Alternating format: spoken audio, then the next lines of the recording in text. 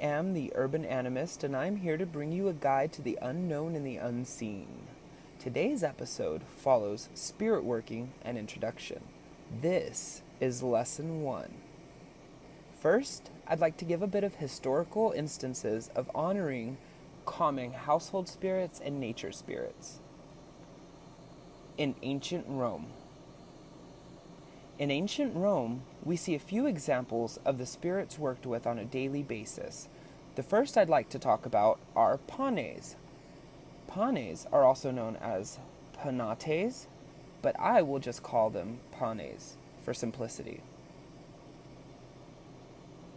Panes were the spirit of the pantry, and essentially the spirit that protected the house and those that inhabited it. It was also thought that the panes are the ones that kept food in the house and provided a nice and calm atmosphere. These were not spirits of the dead, but rather earth spirits. Lares are another common Roman spirit, and they are the spirits of the dead ancestors. Ancient Romans usually had a specific cupboard in the home in which they kept the statuettes representing their ancestors, or the lares. From this cupboard, the lares worked to make sure the family prospered. Lares were given offerings daily, and they were even prayed to. The Romans held elaborate rituals on special days, such as birthdays, weddings, anniversaries, or a departure or a return from a journey. When the family would move permanently, the panes and the lares would move with them.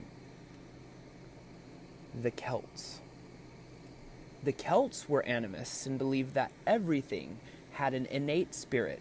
They honored the forces of nature, such as large thunderstorms and high winds and lightning. The ancient Celts also venerated the spirits who inhabited local mountains, forests, and spirits. Certain animals were seen as messengers of the spirits or gods. Now, we can't for one moment forget the Fae, or the Fae folk, also known as fairies.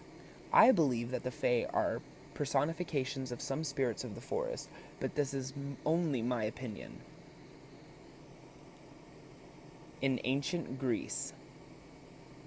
In ancient Greece, we can find examples of dryads.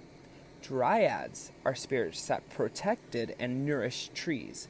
A dryad is a type of nymph, and there are as many different dryads as there are trees. One type of dryad is the Meliae, or the dryads of the ash tree.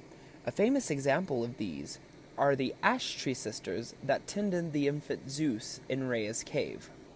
Then there are the hamadryads. A hamadryad is an integral part of the tree in which it resides. These are beings that are so connected to the trees that if the tree dies, so does the hamadryad. For this exact reason, dryads and the Greek gods punished any mortals who harmed trees without propitiating the tree nymphs. Now that you know some of the historical spirits and what they did, we will talk about working nature or house spirit. Step 1. Choose a spirit wisely.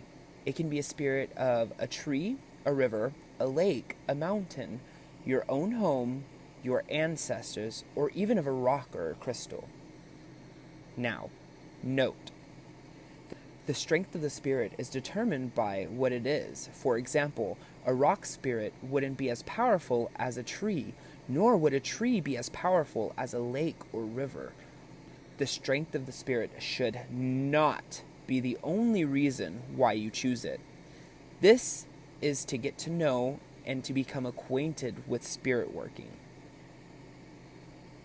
Step 2. Introduce yourself to the spirit.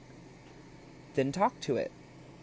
You may not hear or feel anything right away, but it is listening, I promise. Step 3. Give it an offering. It can be of anything.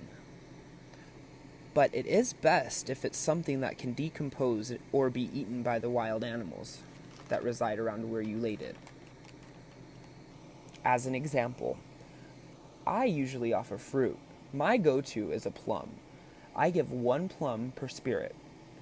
Continue doing this step daily for as long as you can. Or, if you can't give an offering daily, you may do it weekly. And make a ritual out of it. Here is an example of when I give an offering. First, I go to the spirit in which I am contacting and giving the offering to, which is usually the river spirit of my town.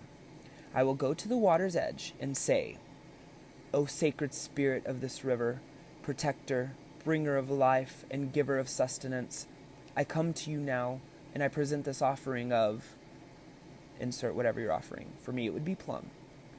"I thank you for the strength and life you give, and I honor you."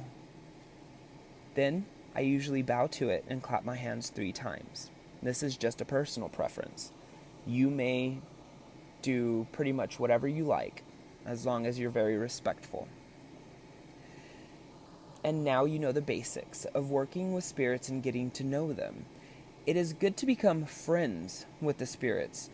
If you ever need help with anything, they will not hesitate to help you if you only ask. But remember, ask them. Do not command them. Spirits have their own personalities, and some can hold a grudge. Well, I hope this has been informative and helpful, and I hope that I have illuminated some part of the unknown and the unseen for you today. I hope you all have a wonderful day and join me again soon. This has been the Urban Animist, and remember, honor the spirits around you and cherish your ancestors.